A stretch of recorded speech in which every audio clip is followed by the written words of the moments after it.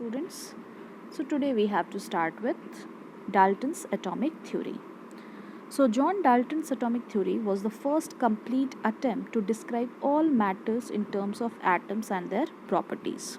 So he was the first scientist who made the first attempt to describe the matter in terms of the atoms and also describe the properties of the atoms.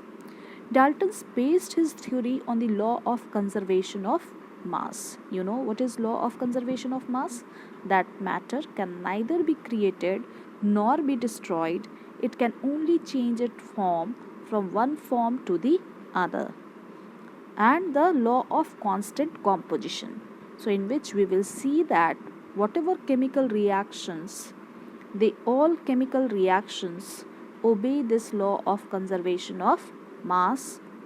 Okay, the first part of his theory states that all matter is made up of atoms and which are indivisible. Okay, he said that whatever is the form of matter, whether solid, liquid or gas, it is composed of atoms and these atoms are indivisible.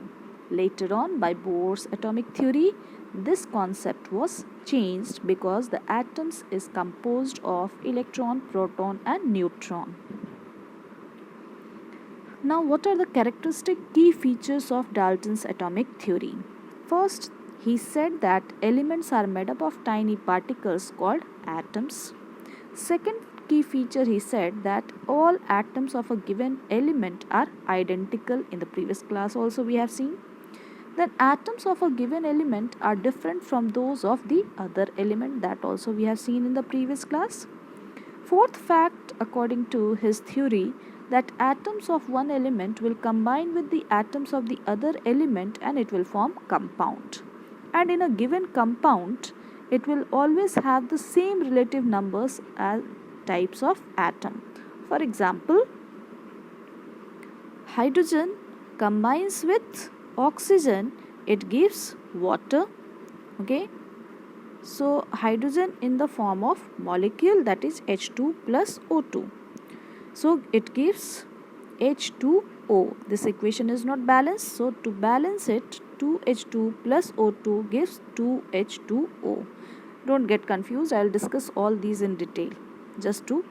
So see here, 4 atoms of 2 into 2, 4 atoms of hydrogen. In this compound also 4 atoms of hydrogen. 2 atoms of oxygen. Here also 2 atoms of oxygen.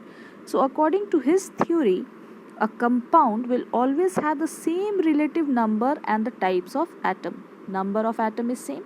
Hydrogen is 4 on the reactant side as well as on the product side. The number of atom of oxygen on the reactant and as well as on the product side is 2, and the type of the atom is also same. Here on the reactant side there is hydrogen and oxygen. In the product also there is hydrogen and oxygen. And the other fact, he said that atoms are indivisible in chemical process, that atoms can neither be created nor be destroyed. In a chemical reaction, it only changes its way of rearrangement. Okay, the atom is neither created nor destroyed, only the way of arrangement of atom is changed during a chemical reaction. So next class we will start with the structure of atom. This is all for today. Thank you everyone.